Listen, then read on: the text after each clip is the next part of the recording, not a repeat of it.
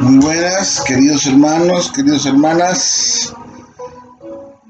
Estamos entrando ya filmando este video para poderles transmitir el estudio de Apocalipsis 14. Quiero expresarles que para mí es un privilegio poder preparar estos estudios, y yo soy el que más aprendo de lo que estamos estudiando. La pregunta es, ¿cuántos están disfrutando del estudio de Apocalipsis, que lo hemos llevado capítulo por capítulo?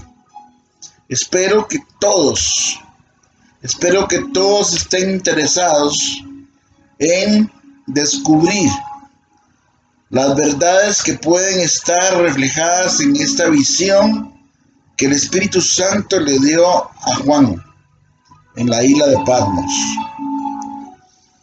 Quiero realmente saludarlos y abrazarlos. Por ahí anda una reflexión diciendo que la congregación pareciera como que no quiere ir a la iglesia, como que le interesa que la iglesia esté cerrada porque están fríos. En realidad eso no es así. Nosotros no hemos abierto la iglesia porque estamos respetando las directrices del gobierno. Y si lo hacemos, podemos arriesgarnos a que nos cierren la iglesia. Y de eso no se trata. Entonces, mientras esto sucede, mientras esto cambia, yo quiero que usted se mantenga comunicado con nosotros, conectado con nosotros, tanto los domingos a las 10 que transmitimos en vivo desde el templo. Nos arriesgamos un poquito en salir, pero lo hacemos con mucho gusto y en el amor de Cristo. Y los miércoles, que también transmitimos el estudio bíblico, para que usted desde su casa pueda estudiar. Estos estudios definitivamente yo les sugiero que ya sea que los vea el miércoles en la noche o cuando usted tenga tiempo, pero saque el tiempo, agarre su Biblia, vaya siguiendo los pasos que yo le doy dando, y ojalá tenga algún cuaderno donde usted anote alguna simbología, algunos significados que en el transcurso de su vida les puede ayudar para estar recordando las señales del tiempo. Damos gracias a Dios en esta noche porque hemos recibido noticias de que la hija de Alex y Mary, Samira, tuvo un problemita de temperatura, pero gracias a Dios que no era el virus. Así es que oramos por ella para que sea restaurada de ese problema de la temperatura, que ellos puedan tener sabiduría para poder rehabilitarla. Permítame orar en esta noche. Amantísimo Señor y Padre nuestro que estás en el cielo, te alabamos, te bendecimos y te damos gracias por la oportunidad de estar juntos, aunque sea a través de esta grabación, Señor.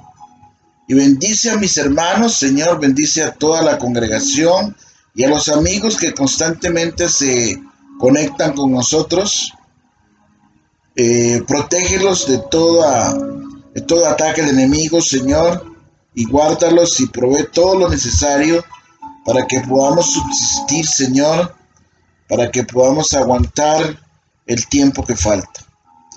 Sabemos que todo esto va a volver a la normalidad, que Dios tiene un propósito con esta situación y que Él sabrá cuándo realmente rehabilita la iglesia y cuándo podemos estar otra vez juntos en armonía.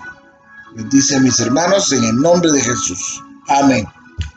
Bien, querido hermano, hemos estado estudiando los capítulos 12, 13 y hoy vamos a entrar en el capítulo 14.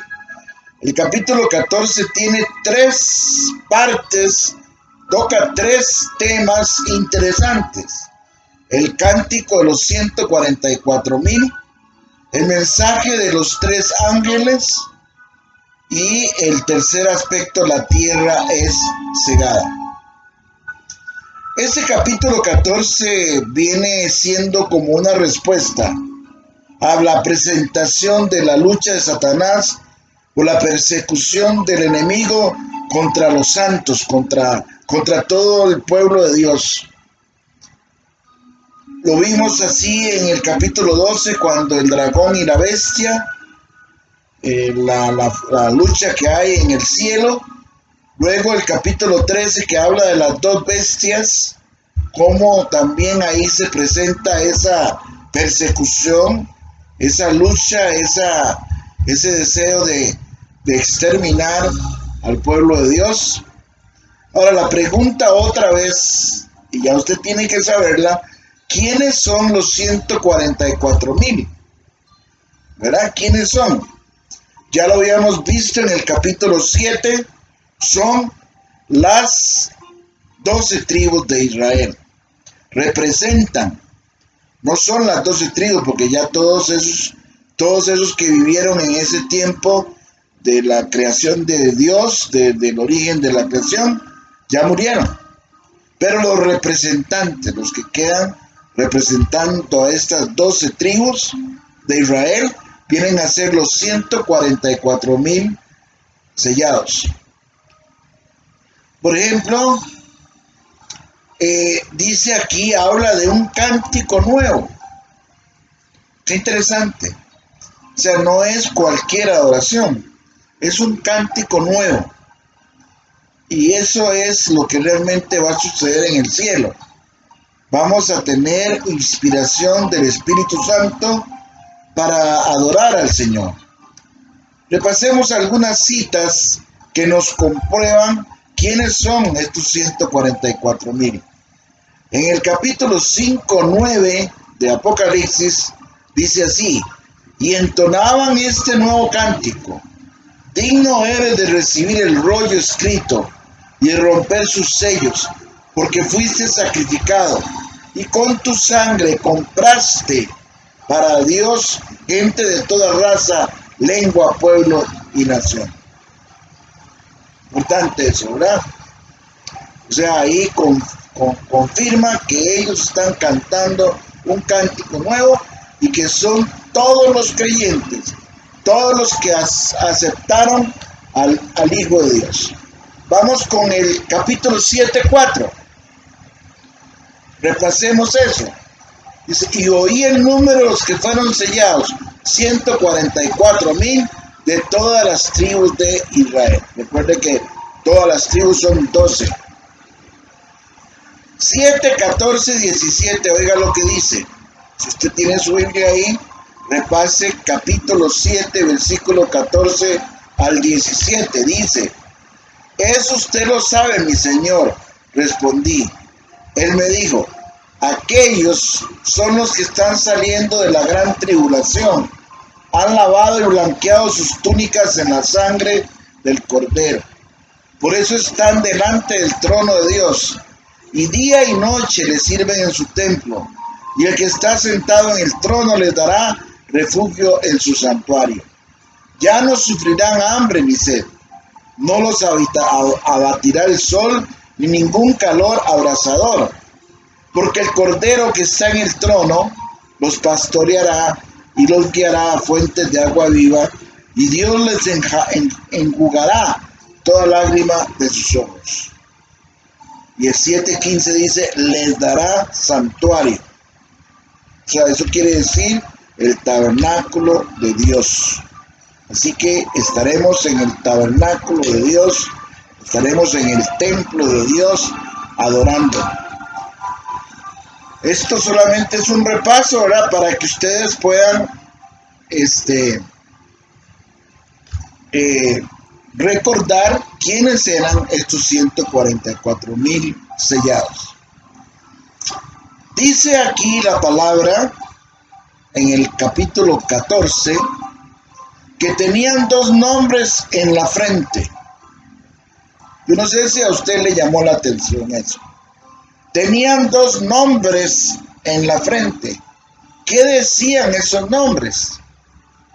La Biblia lo confirma, no soy yo. O sea, ni podemos nosotros interpretarlo, pero la misma Biblia, el mismo profeta Isaías, en el capítulo 9, versículo 6, nos confirma quiénes eran esos dos nombres. Porque nos ha nacido un niño, se nos ha concedido un hijo. La soberanía reposará sobre sus hombros y se les darán esos nombres: Consejero, Admirable, Dios fuerte, Padre eterno, Príncipe de paz. Los nombres que aparecen en la frente de los 144,000 eran los nombres del Padre y del Hijo. Recuerden que el Padre le dio el poder al Hijo, ¿verdad?, de juzgar a los vivos y a los muertos. Ahora, otro punto, número 2. ¿Cómo era la voz en el cielo? Dice que había una gran voz en el cielo. Dice, era como estruendo de muchas aguas y como sonido de un gran trueno. Y ellos cantaban con sonido de arpa, usaban el instrumento, el arpa, para adorar al Señor. Pero veámoslo así desde el punto de vista de la Biblia. O sea, también lo menciona Ezequiel 43:2. Usted puede anotar ahí y luego lo busca y lo puede escuchar ahorita que se lo voy a leer yo. Ezequiel 43:2 dice: entonces el hombre me llevó a la puerta que da al oriente y vi que la gloria de Dios de Israel venía del oriente, en medio de un ruido ensordecedor semejante al de un río caudaloso, y la tierra se llenó de su gloria. Ezequiel, si usted revisa este capítulo 43, nos está hablando de la visión que él tuvo en el templo, y el templo se llenará de la gloria de Dios. Y ahí él, en esa visión que tuvo Ezequiel, escucha también, dice, un ruido ensordecedor como semejante a un río caudaloso. Y entonces tiene que ver con estas aguas, estruendo de muchas aguas. También lo escuchó Ezequiel en el capítulo 43. Apocalipsis 1:15 también nos habla de esas aguas. Dice, y sus pies semejantes al bronce bruñido y refulgente como un horno, y su voz como estruendo de muchas aguas. Y su voz, otra vez, como estruendo de muchas aguas. Imaginémonos la voz de Dios, la voz en el cielo, como un estruendo de muchas aguas. Ahorita que estoy aquí grabando, está lloviendo, pero ese ruido de la lluvia, que es muy lindo, a mí me gusta mucho, no se puede comparar con esa voz que parece un estruendo de aguas. Apocalipsis 19:6 dice, y oí como voz de una gran multitud, como el estruendo de muchas aguas, y como la voz de grandes truenos que decía, aleluya, porque el Señor nuestro Dios Todopoderoso reina. Así que, queridos hermanos, esto se confirma. El versículo 1, versículo 2 más bien, ¿verdad? El versículo 2 más bien, se confirma con Ezequiel, con el mismo Apocalipsis, en el capítulo 1:15 y en el capítulo 19:6. Así que, entonces entendamos que eso se relaciona. La Biblia está toda relacionada, ¿verdad? Vamos al tercer punto. Dice que esos 144,000, dice los que no se contaminaron. ¿A qué se refiere eso? Los que no se contaminaron. O sea, específicamente nos dice que no se contaminaron con mujeres. O sea, que se refiere al celibato, o sea, que no conocieron mujer, o a la abstinencia, no conocieron mujer, o no cometieron adulterio o promiscuidad sexual. O sea, no tuvieron una sexualidad en el orden de Dios. O sea, cuando usted, querido hermano o querida hermana, usted tiene promiscuidad o comete adulterio o fornicación, se está contaminando. No está de acuerdo al orden de Dios. El sexo es un regalo de Dios. Por lo tanto, tiene que hacerse o practicarse como una bendición de Dios dentro del matrimonio. Dice además otra característica de estos 144,000, dice que en su boca no fue hallada mentira. Interesante. O sea, en inglés dice blameless, que quiere decir sin mancha, sin defecto. O sea, estaban bien, estaban sin mancha, no se dedicaron a mentir, no eran falsos, eran personas íntegras, personas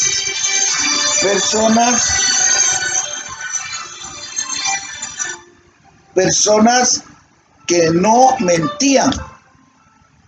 Apocalipsis 21:27 dice: no entrará en ella ninguna cosa inmunda o que hace abominación y mentira, sino solamente los que están inscritos en el libro de la vida del Cordero.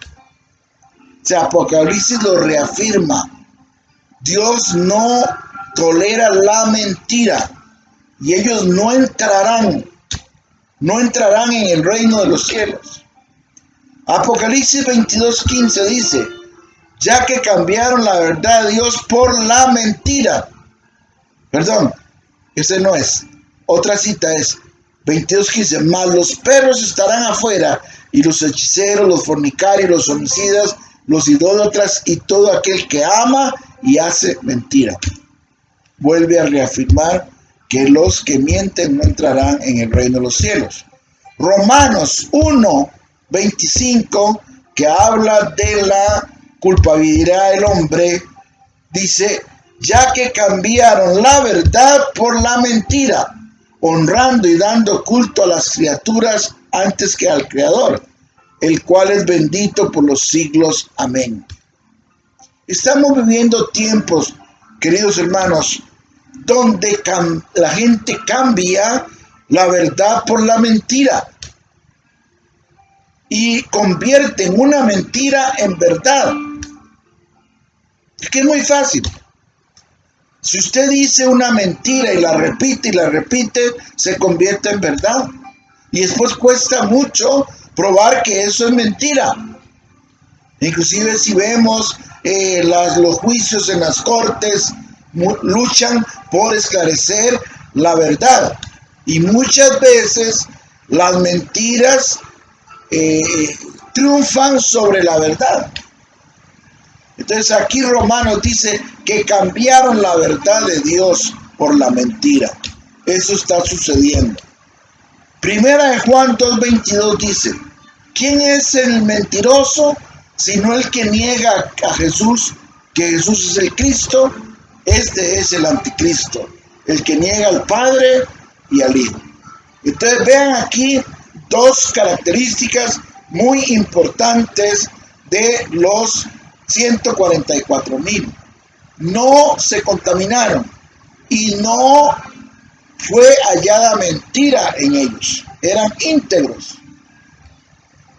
Entonces con eso terminamos la parte de los 144,000 sellados, que es una continuación del capítulo 7, ¿verdad? Pero que ha venido hablándose de los 144,000 sellados. Pasamos ahora al otro aspecto que menciona el capítulo 14, que es el mensaje de los tres ángeles. Recuerden que hemos visto cómo Dios utiliza a los ángeles para anunciar las cosas. No lo hace Él, ni lo hace nadie más. Él usa a los ángeles que tiene a su disposición. Y aquí encontramos tres ángeles que dan tres anuncios. Vamos a ver el primer ángel. ¿Qué es lo que nos dice el primer ángel? Dice que el primer ángel nos habla del evangelio eterno. Este concepto de evangelio eterno, o pareciera ser como el evangelio verdadero, y algunos hermanos adventistas consideran que el evangelio eterno lo tienen ellos, porque ellos son los que cumplen con el sabbat. Pero esos son doctrinas que a veces son malas interpretaciones. Este evangelio eterno se menciona muy poco. El mismo Jesús se refirió al evangelio eterno en Mateo 24:14. Apúntelo ahí, 24:14. Dice, y será predicado este evangelio del reino en todo el mundo para testimonio a todas las naciones, y entonces vendrá el fin. Jesús, en el capítulo 24, que habla de las señales antes del fin, termina diciendo que hasta que no se predique el evangelio del reino en todo el mundo, no vendrá el fin. Lucas 13:10 lo confirma también de esta manera. Y es necesario que el evangelio sea predicado antes a todas las naciones. Queridos hermanos, tenemos que entender que ese es el propósito principal de Dios, nuestro Padre. Que el evangelio se predique, que no se deje de predicar. Tenemos que seguir esforzándonos por llevar la palabra a todas aquellas personas que no la conocen. Esa es la misión tuya y la misión mía. Ese evangelio se puede comparar con lo que predicaba Juan el Bautista y el mismo Jesús. Y lo dice la palabra, vean, Lucas 3, del 3 al 14. Apúntelo. Lucas 3, del 3 al 14. Dice, y él fue, estaba refiriéndose a Juan el Bautista, y él fue por toda la región contigua al Jordán, predicando el bautismo del arrepentimiento para perdón de pecados.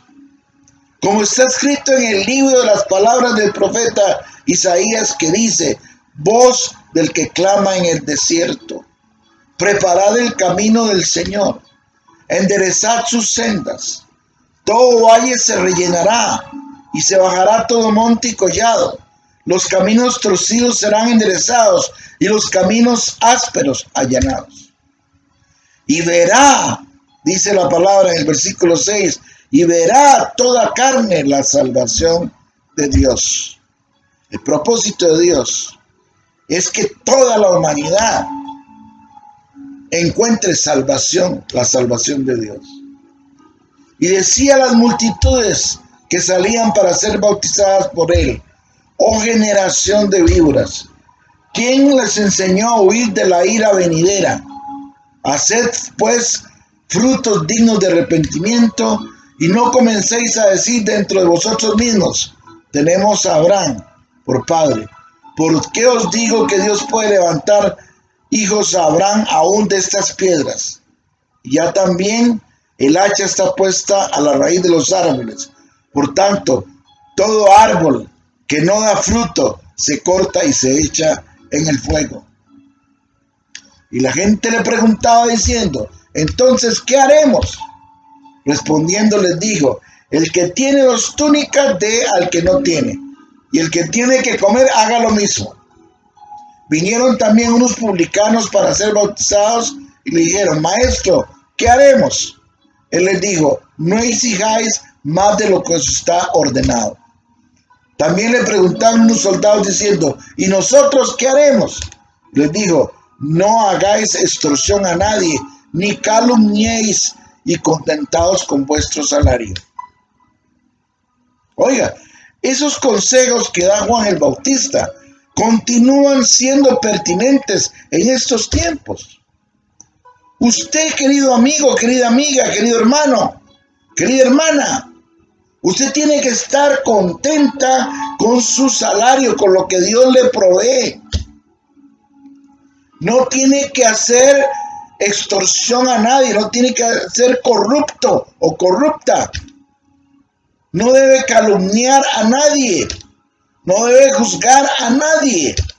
Mire, los mismos consejos los da el Señor en toda su palabra. El mismo Jesús, cuando fue tentado por Satanás, Jesús le dijo a Satanás, vete, Satanás, porque escrito está, al Señor tu Dios adorarás y a Él solo servirás. Jesús le respondió a Satanás las 3 veces con 3 citas de Deuteronomio capítulo 6. Con la palabra. Jesús le respondió con la palabra. Vamos al segundo ángel. ¿Cuál fue el mensaje del segundo ángel? El segundo ángel dice, ha caído Babilonia. Ha caído Babilonia. La gran pregunta que nos hacemos todos los creyentes es ¿a quién se refiere? ¿Quién es Babilonia? En Apocalipsis 17 y 18 nos aclara muchas cosas de Babilonia y eso lo vamos a estudiar a su debido tiempo, capítulos 17 y 18. Pero en el 16-19 dice, y la gran ciudad fue dividida en 3 partes, y las ciudades de las naciones cayeron. Y la gran Babilonia vino en memoria delante de Dios para darle el cáliz del vino del ardor de su ira. Vino entonces uno de los 7 ángeles, 17:1 dice, vino entonces uno de los 7 ángeles que tenían las 7 copas y habló conmigo diciéndome, ven acá y te mostraré la sentencia contra la gran ramera, la que está sentada sobre muchas aguas, con la cual han fornicado los reyes de la tierra, y los moradores de la tierra se han embriagado con vino de su fornicación. Y me llevó en el espíritu al desierto, y vi a una mujer sentada sobre una bestia escarlata, llena de nombres de blasfemia, que tenía 7 cabezas y 10 cuernos. Y la mujer estaba vestida de púrpura y escarlata, y adornada de oro, de piedras preciosas y de perlas. Y en su frente un nombre escrito, un misterio, Babilonia la grande, la madre de las rameras y de las abominaciones de la tierra. Oiga, en su frente un nombre escrito.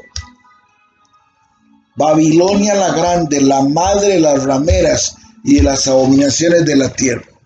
Se puede interpretar entonces que Babilonia es Roma, y muchos estudiosos de Apocalipsis lo mencionan. Babilonia debe entenderse aquí como una alusión metafórica a la Roma pagana. Primera de Pedro 5:13 lo confirma, cuando Pedro dice, la iglesia que está en Babilonia, elegida juntamente con vosotros, y Marcos, mi hijo, os saludan. Quiere decir que Pedro estaba en una iglesia en Babilonia, quiere decir que estaba en Roma. No podemos asegurarlo, pero cuando venga el juicio final, vamos a darnos cuenta realmente, vamos a confirmar si se refiere a la gran ramera, a Roma. Vamos a ver el tercer ángel. ¿Cuál es el mensaje que nos da el tercer ángel? Dice, si alguno adora a la bestia y a su imagen, recibe la marca en la frente o en la mano. 666. El tercer ángel anuncia el juicio que será pronunciado contra los seguidores de la bestia. O sea, si alguno, no dice quién, si alguno, puede ser usted o puedo ser yo, puede ser cualquiera. Si alguno adora a la bestia y a su imagen, o recibe la marca del 66 en la frente o en la mano. He ahí lo que yo he hablado, de que están ya pensando en ponerle un chip a usted en la mano, para que usted simplemente al pagar nada más presente la mano.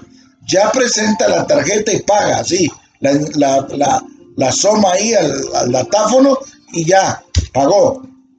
Pero va a haber una marca 66 que le van a poner en la muñeca, en la mano, a como está escrito. Si usted acepta esa marca, usted va a sufrir las consecuencias. Usted está adorando a la bestia, haciendo la voluntad de la bestia. Usted me dice, pastor, pero qué difícil. ¿Cómo voy a hacer yo para pagar si no me pongo la marca, si no me pongo el chip? Bueno, llegado ese momento, Dios nos dará la salida. Ahora, todo esto, adorar a la bestia y su imagen, tiene consecuencias. La primera consecuencia dice,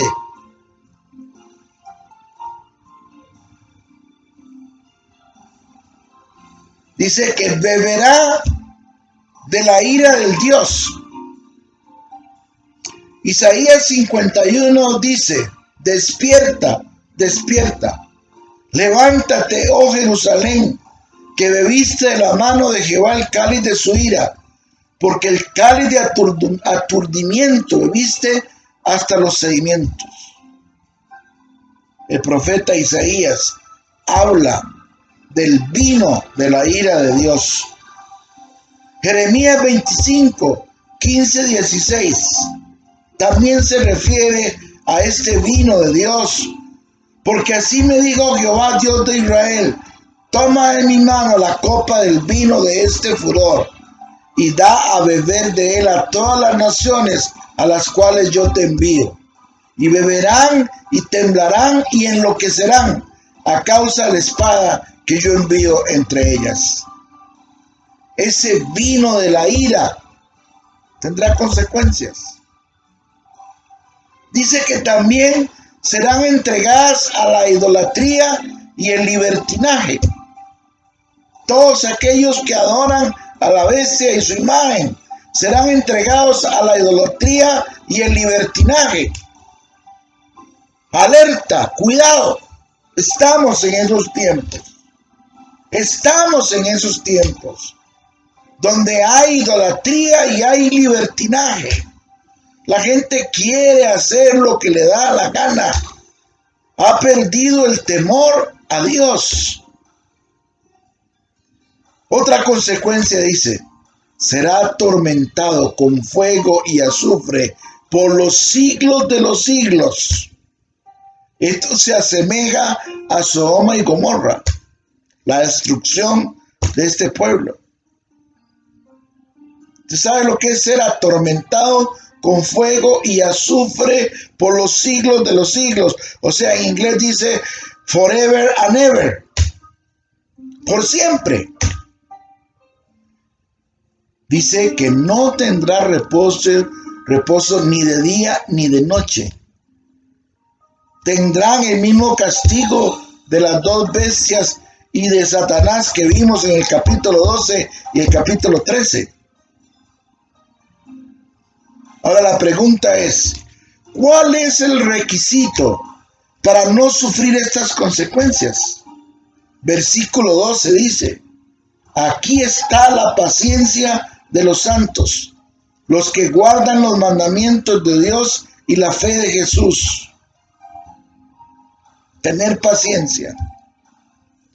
La paciencia es una virtud auténticamente del cristiano, que alcanza todo su esplendor en los tiempos de persecución. Ahorita, queridos hermanos, usted y yo tenemos que ser pacientes. Tenemos que esperar. Tenemos que tener esperanza en Dios. Esa es una virtud de todos nosotros. Tener paciencia. Ahora, la pregunta es, ¿quiénes son los bienaventurados? Que habla el versículo 12. Los muertos que mueren en el Señor. Esos no son ni más ni menos que la iglesia de Dios. Dice, descansarán porque la obra continúa, la obra sigue. Queridos hermanos, entonces este mensaje, tercer mensaje del ángel, es tremendo. El otro tema que toca el capítulo 14 es la tierra es cegada. No es que quedamos ciegos, no. Cegada quiere decir que es cortada, que la hoz corta. Dice la palabra de Dios que va a cortar primero la hierba, la mala hierba. Los no creyentes, los infieles, los que no han aceptado a Cristo serán cortados primero y luego lo cortarán a los que son los creyentes de Dios. Empieza diciendo este pasaje que aparece el Hijo del Hombre en una nube blanca. Las nubes son como el carro de Dios. ¿Sabe qué lindo? El Hijo del Hombre. ¿A quién se está refiriendo? Al Cordero sin mancha, a Jesucristo el Señor. Aparece en una nube blanca. Dice el Salmo 104:3. Afirmas sobre las aguas tus altos aposentos y haces de las nubes tus carros de guerra. Tú cabalgas en las alas del viento. Qué lindo lo que dice este salmo. Señor, tú cabalgas en las alas del viento, en las nubes. Por eso que a veces yo no sé si usted ha tenido la oportunidad de mirar hacia arriba, hacia el cielo, y ver las nubes. Es un paisaje precioso. Y pareciera como que el Señor anda ahí en las nubes cabalgando. Luego dice, no solamente vendrá en una nube, sino que habla de una corona y una hoz aguda. Para nosotros, hoz, no la conocemos con ese nombre, pero es como un machete filoso. Cristo lleva la corona de vencedor. La hoz muestra que ahora viene en su misión de juez y le ha dado autoridad para juzgar, puesto que es el Hijo del Hombre. Dios le ha dado autoridad a Jesús para que venga a juzgar, a hacer el juicio. Y eso se está refiriendo, la tierra es cegada, quiere decir que ya es recogida la cosecha para aplicar el juicio, la misión de Jesucristo. La cosecha es universal. No es que va a juzgar por denominaciones. Primero los de las iglesias tradicionales, o los pentecostales que están haciendo mucha emoción, o los bautistas o los adventistas. No, aquí no hay denominaciones. La cosecha es universal. Toda persona que haya creído en Jesucristo, que haya sido fiel a Él, que no esté contaminado, que no haya dicho mentira, será recogido por el Señor, no por el Señor, por los ángeles de Dios. Joel 3:12-13, oiga lo que profetizó. Movilícense las naciones, suban hasta el valle de Josafat, que allí me sentaré para juzgar a los pueblos vecinos. Mano a la hoz, que la mies está madura. Vengan a pisar las uvas, que está lleno el lagar. Sus cubas se desbordan, tan grande es su maldad. Joel lo profetizó. Joel profetizó este momento de la tierra, cuando la tierra es cegada. Esta cosecha, este momento, coincide con la parusia del Hijo del Hombre. ¿Cuál es la parusia? ¿Qué es la parusia? La parusia se llama a la gloria de Dios, cuando Dios es glorificado, cuando Dios viene por su pueblo. Esa es la parusia, la venida de Cristo. Mateo 25:31 dice, cuando el Hijo del Hombre venga en su gloria, la parusia, con todos sus ángeles, se sentará en su trono glorioso. Qué bello, qué belleza. Mateo lo escribió. Palabras del mismo Jesús.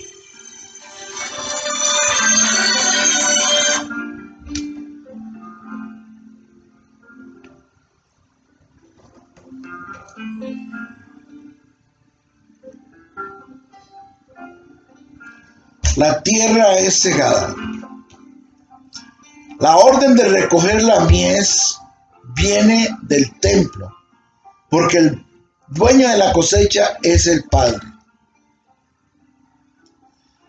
Dice Mateo 9:38, pídanle por tanto al Señor de la cosecha que envíe obreros a su campo. ¿Quién es el dueño de la cosecha? El Padre. Pero aquí estamos hablando de una primera operación. Recoger la cosecha. La cosecha de los santos, de los que han creído en el Señor. Pero viene una segunda operación. Mateo 13:30. Dejen que crezcan juntos hasta la cosecha. Entonces le diré a los segadores, recojan primero la mala hierba y átenla en manojos para quemarla. Después recojan el trigo y guárdenlo en mi granero. La segunda operación es recoger la mala hierba, hacerla en manojos para quemarla. Los ángeles deben recoger los racimos de la viña de la tierra, porque la recolección del grano representa la convocación a los súbditos del reino.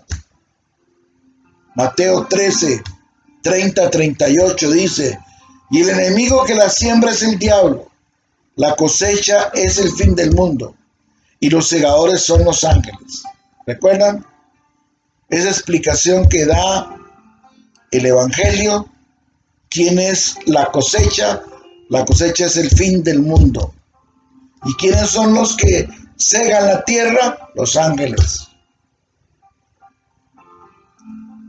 Mientras que la recolección de los racimos significa la ejecución del castigo divino. Nótese que son los ángeles y no el Salvador quienes arrojan a los reprobos al horno de fuego. Dios encomienda a los ángeles todo esto. Otro aspecto que menciona este pasaje de la tierra cegada, el templo y el altar. En el templo celeste solo hay un altar que sirve para los holocaustos. Esto hace alusión a la sangre de los mártires que clama venganza y para las ofrendas de incienso. Alusión a que las oraciones de los santos pueden apresurar al fin. ¿Recuerdan? Los santos clamaban al Señor diciendo, ¿hasta cuándo vamos a estar orando? ¿Hasta cuándo vamos a estar clamando? Por eso es importante la oración. Y tenemos que mantenernos orando hasta el fin. Eso va a apresurar el fin. Ahora en este momento, como yo decía el domingo en el pasaje, en la predicación, Dios nos da una oportunidad para hacer guerra espiritual, para orar. Habla también aquí del gran lagar. No el lagar aquí de Heredia o de San José, no. El lagar de la ira de Dios, el gran lagar. Isaías 63 lo menciona. ¿Quién es este que viene de Edom, desde Bosra, vestido de púrpura? ¿Quién es este espléndido ropaje que avanza con fuerza arrolladora? Soy yo, el que habla con justicia, el que tiene poder para salvar. ¿Por qué están rojos tus vestidos como los del que pisa las uvas en el lagar? He pisado el lagar yo solo. Ninguno de los pueblos estuvo conmigo. Los he pisoteado en mi enojo. Los he aplastado en mi ira. Su sangre salpicó mis vestidos y me manché toda la ropa. Yo tengo planeado el día de la venganza. El año de mi redención ha llegado. Vean que Isaías está profetizando ese momento. El momento de la gran ira de Dios. El momento del gran lagar. Desde tiempos de los profetas prosecílicos, o sea, eso quiere decir después de la guerra, el juicio de Dios contra los pecadores había sido comparado con la labor del vinetero que pisa los racimos. La tierra es cegada. Estamos viviendo tiempos donde la tierra yo creo que está siendo cegada. Dice aquí este pasaje que termina el ángel metiendo la hoz y recogiendo los racimos de la tierra y los puso en el lagar de Dios y fue pisando el lagar hasta que salió sangre. Hay que entender precisamente esta metáfora, este sentido metafórico que está dando la visión de Juan en Apocalipsis 14, donde somos comparados con uvas, con racimos de uvas que ya están maduros, que ya están listos para ser cosechados. Tenemos que entender que la cosecha, el fin del mundo va a suceder. No sabemos cuándo, pero está escrito y eso va a suceder.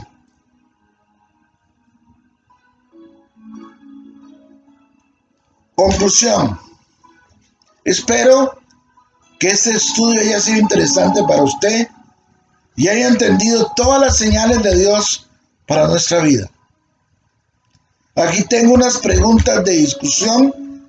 Usted las puede anotar ahí en su cuaderno.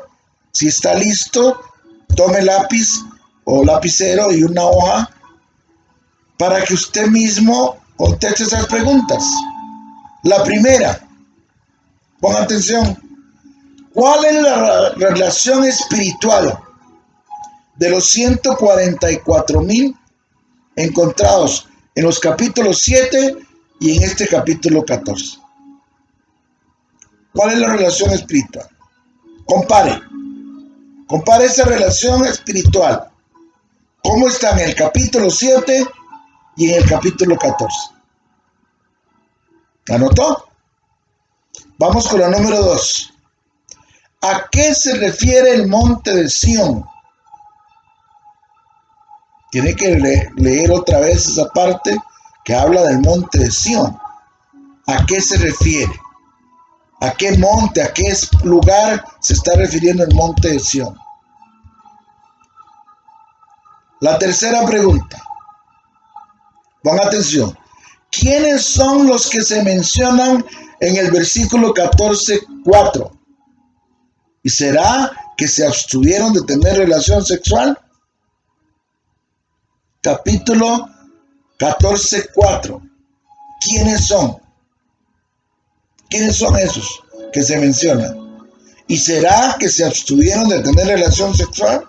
Usted lo va a contestar. 4. Dele su propia interpretación a los versículos 6 y 7. Léalos. 14, 6 y 7. Y dele su propia interpretación. La pregunta número 5, la última. ¿Quién es la persona sentada en la nube? De acuerdo al capítulo 14, del 14 al 16. ¿Y por qué dice usted que es la persona? ¿Quién es y por qué? ¿Quién es la persona que menciona el capítulo 14, versículo 14 al 16? ¿Y por qué? Si tomaste nota de esas 5 preguntas, vas a aprender aún más, vas a reafirmar un poco más lo que hemos estudiado este día. Yo voy a tratar de mandarte estas preguntas y el video y las preguntas para que usted pueda contestarlas. Espero que realmente sea de provecho. Estos estudios son fascinantes, nos ayudan mucho y espero que usted no se haya perdido ningún estudio de Apocalipsis desde que empezamos. Que Dios me lo bendiga y los esperamos el próximo domingo a las 10 en el culto de transmisión, el culto virtual a las 10 de la mañana. Un abrazo y que Dios los bendiga.